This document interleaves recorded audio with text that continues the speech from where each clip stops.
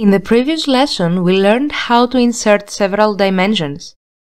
However, depending on the size of our drawing and our own preferences, we may need to modify the dimension style. For example, in the current drawing, as you can see, the dimensions do not appear correctly. In fact, I have to zoom in a lot to even see if there really are dimensions. So, in this case, I definitely need to change the way the dimensions appear. To modify the dimension styles, I need to open the Dimension Style Manager window.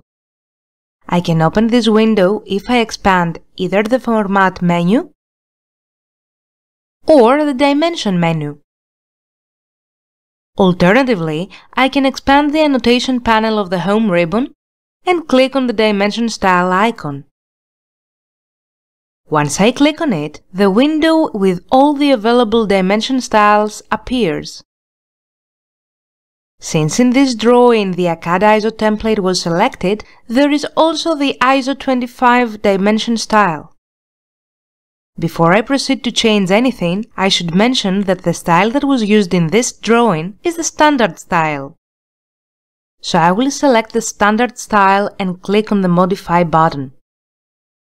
A new window opens with several tabs that contain all the available modification options. Firstly, I will open the Primary Units tab to change the precision of the dimensions to 0 decimal places. So I will open the list of the Linear Dimensions Precision field and select the first option. Notice that the preview on the right changed accordingly. Similarly, I can change the precision of the angular dimensions from the list in the Angular Dimension section. I will set the number of decimal places to 1 for angles. Next, to adjust the text size, I will move to the Text tab and change the value in the Text Height field to 5. From the Text Appearance section, I can change the way the text appears. I will click on the text color list and apply the cyan color to the text. Right now, from the Fill Color text, I can set a color for the background. Notice how the preview changes when I select a color for the background. However, in this example, I will reopen the list and select the None option to remove the background color again. By activating the checkbox of Draw Frame Around Text option, an outline is created around the numbers. I will deactivate this option again and move to the Text Placement options. Vertically, we usually select either the Centered option or the Above option. In this case, I will select the Centered option so the numbers will appear in the center of the dimension line. I am also given quite a few options about the horizontal text placement, but in the end, the centered option is what is mostly used. The View Direction field controls the direction of the text, and in my case, I do not need to change the default option. An important field is the Offset from the Dimension Line field. The value in this field defines the gap between the text and the dimension line. As you can see, the current value is 0.09. If we look at the preview, the dimension lines are too close to the numbers. To get a clearer picture of what this number represents, I will change the offset value to 5. Now if you look at the preview again, notice that there is a big difference in how the dimension lines appear. The value I set is a bit exaggerated relatively to the size of the numbers, but as I mentioned earlier, I wanted to give you a clearer picture of what this offset value represents. So I will change this value again to 1.5. Finally, I can align the text with the dimension line. To understand what changes, I suggest that you look at the vertical and the aligned dimensions in the preview. Even though I have finished with the changes I wanted to make concerning the way the text appears, it seems that the arrows have disappeared. I will go to the Symbols and Arrows tab and notice that the arrow size is 0.18, which is way smaller than the size of the numbers, which was set to 5, and that's why they aren't visible in the preview. So, first and foremost, I will change the arrow size to a number close to the text size. In this example, I will set this value to 4.5 and notice how the arrows reappear in the preview. From the drop-down lists above the arrow size field, I can change the arrowhead type of dimension lines. At the moment, I will select the dot type. Next, I can define how the center marks will appear. If I check none, then no center mark appears in the circle. By activating the mark option, a center mark appears, but again, compared to the text and arrows, it's too small to be clearly visible. So I will type the number 2 in the value field next to the mark option, and notice how it appears in the preview. By selecting the line option, lines appear in the center of the circle.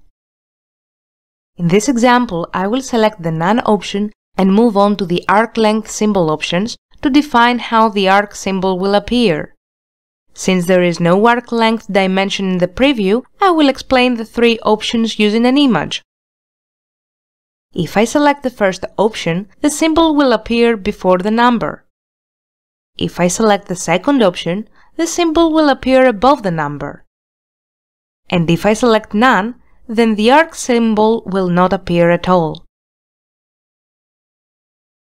In this example, I will select the above dimension text option. Last but not least, I will modify the dimension and the extension lines. To do that, I will activate the first tab. The first section has to do with the dimension lines, while the second with the extension lines. In the first section, I will change the color of the dimension lines to cyan. I can also change the line type as well as the line weight if needed. In this example, though, I will not change those options. Extend Beyond Ticks becomes available if you select the architectural, the oblique, or the integral arrow type. It defines the distance of the dimensions line extension beyond the extension lines as shown in the image. The value of baseline spacing sets the spacing between the dimension lines of baseline dimensions. Since I set the text size to 4, I will change the baseline spacing to 12.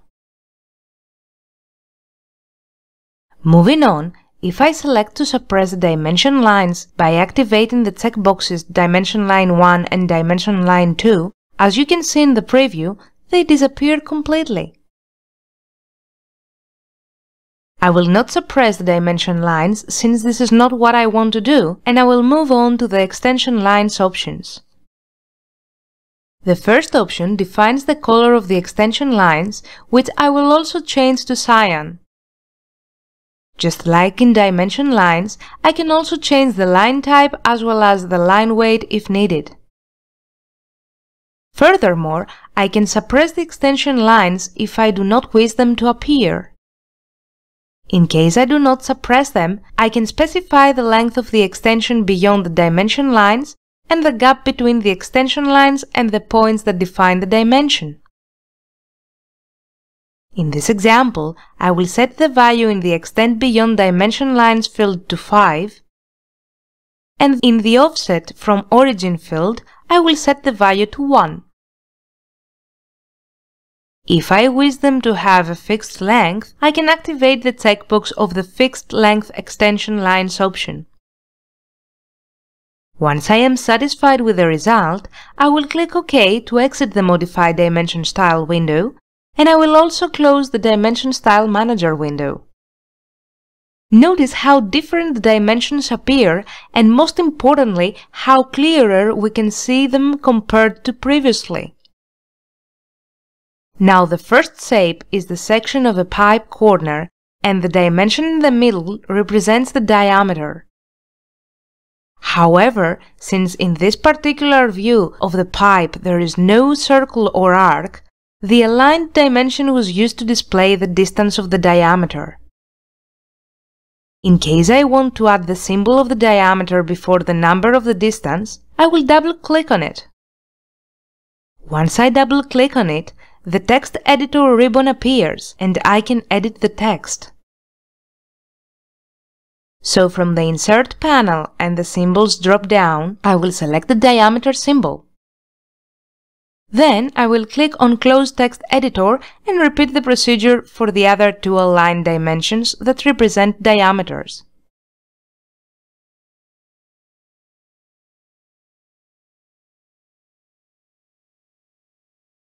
Now I will inspect the second shape. Notice that the baseline dimensions are still on one another, even though I have already increased the baseline spacing significantly. Unfortunately, I have to delete the baseline dimensions and reinsert them in order to be placed with the new distance I specified earlier. So I will select those dimensions and delete them. Then I will open the Dimension menu and select the Baseline option. I will click on the left exit line of the linear dimension that remained, and then I will click on the endpoints to insert the baseline dimensions. Once I'm done, I will press Escape to exit the command.